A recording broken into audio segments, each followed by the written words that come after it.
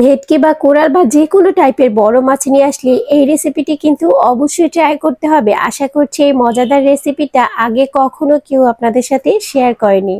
এভাবে বাসায় একবার মাছের রেসিপি তৈরি করলে মাছকে আর কেউ কিন্তু না বলবে না। হ্যালো এভরিওয়ান, আসসালামু আলাইকুম। কেমন আছেন সবাই? সবাইকে ওয়েলকাম করছি আমার ফেসবুক পেজে এবং ইউটিউব চ্যানেলে। আশা করছি আপনারা খুব বেশি ভালো আছেন। আজকে আপনাদের সাথে মজাদার একটা বড় মাছের রেসিপি শেয়ার করছি। আশা করছি অনেক বেশি ভালো লাগবে। ভালো লাগলে একটা লাইক দিয়ে ভিডিওটি দেখার চেষ্টা করবেন। বেশি ভালো লাগলে চ্যানেলটি এবং পেজটি সাবস্ক্রাইব বা ফলো করতে পারেন। আমি কিন্তু রেসিপিটা আপনাদের সাথে খুব সহজভাবে উপস্থাপন করছি, যে কেউ কিন্তু এই রেসিপি দেখে বাসায় তৈরি করে ফেলতে পারবেন। অসাধারণ এই স্বাদের মাছ কিভাবে তৈরি করেছি চলুন দেখা যাক। প্রথমে এখানে ফ্রাই প্যানে তেল দিয়ে দিচ্ছি আর একটু হলুদ মরিচ লবণ মাখিয়ে মাছটাকে 10 মিনিট একটু রেস্টে রেখে দিবেন। হাতে সময় না থাকলে কোনোই দরকার নেই।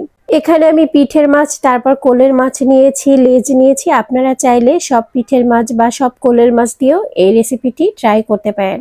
মাছগুলো এক সাইড ভাজা হয়ে গেলে উল্টে দিচ্ছি অন্য সাইড একটু সুন্দরভাবে ভাজা করার জন্য। আজকে আমি মাছটা আপনাদের সাথে যেভাবে রান্না করব বাসায় অবশ্যই একবার হলেও এভাবে ট্রাই করে দেখতে পারেন।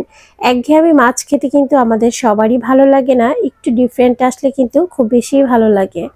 মাছগুলো ভাজা হয়ে গেছে, তুলে নিচ্ছি। অন্যদিকে এখানে কড়াইয়ে আমি তেল দিয়ে দিচ্ছি আর তেলটা যখন একটু গরম হয়ে আসবে তখন এখানে আমি পেঁয়াজ বাটা দিয়ে দিচ্ছি। আর এখানে আমি 3টা পেঁয়াজ আর কি কুচি করে কেটে তারপর ব্লেন্ড করে নিয়েছি। বাটা মশলা দিয়ে যে কোনো বড় মাছ রান্না করে দেখবেন এর স্বাদটা অনেক বেশি ভালো হয়। 1 চামচ আদা বাটা আর 1.5 চামচ রসুন বাটা দিয়েছি। আর এ পর্যায়ে হলুদের গুঁড়া দিয়েছি 1/2 চামচ, লাল মরিচের গুঁড়া 1 চামচ দিয়ে দিচ্ছি। তারপর জিরার গুঁড়া দিয়ে দিচ্ছি আমি এখানে 1 চামচের মতো। জিরার গুঁড়াটা কিন্তু আমি টেলে নেওয়ার যে জিরার গুঁড়া সেটা দিয়ে দিয়েছি।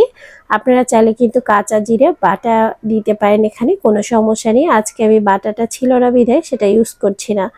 এখন মশলা কষানো হয়ে গেলে এখানে আমি কাঁচা পাকা টমেটো দিয়ে দিচ্ছি 2টা, একটু ছোট ছোট ফালি করে কেটে তারপর এখানে দিয়ে দিয়েছি। খুব সুন্দর করে ভালো করে নেড়েচেড়ে নিব। কিছুক্ষণ কষানোর পর দেখতে পাচ্ছেন এটা একদম কষানো হয়ে গেছে, তেলটা উপর দিকে ভেসে উঠেছে। ভালো করে নেড়েচেড়ে নিচ্ছি। এই মাছ রান্নাটা এই পর্যন্ত কিন্তু একদমই আমরা যে রেগুলার মাছ রান্না করি সেরকমই, কিন্তু সাথে কিন্তু একটু টুইস্টও আছে যেটা এই মাছের টেস্টটাকে একদম বাড়িয়ে দিবে। আজকে মাছ রান্নার মূল ইনগ্রেডিয়েন্টসও বলা যায়। এখন আমি ফুটন্ত গরম পানি দিয়ে দিচ্ছি এখানে 2 কাপের মতো। অল্প পরিমাণ পানি দিবেন, বেশি পানি দিবেন না, তাহলে কিন্তু মাছের যে ভাজা ভাবটা সেটা একদম নষ্ট হয়ে যাবে। মাছগুলো খেতে একদমই ভালো লাগবে না। যে কোনো বড় মাছ একটু ভেজে নিয়ে তারপর রান্না করে দেখবেন অনেক বেশি মজা হয়। আর আজকের রান্নাটা টোটালি ডিফারেন্ট। পানিটা বলক চলে আসার সাথে সাথে আমি কিন্তু ভেজে রাখা সব মাছ আস্তে আস্তে করে দিয়ে দিচ্ছি আর একটু ভালো করে নেড়েচেড়ে দিচ্ছি যাতে সব মশলাগুলো মাছের গায়ে ভালোভাবে ঢুকে যায়।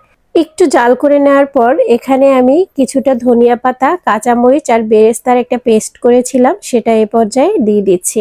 এটা অবশ্যই দিতে হবে মাছ উঠানোর 2 থেকে 3 মিনিট আগে, বেশি আগে দেওয়া যাবে না, তাহলে কিন্তু খুব একটা ভালো লাগবে না।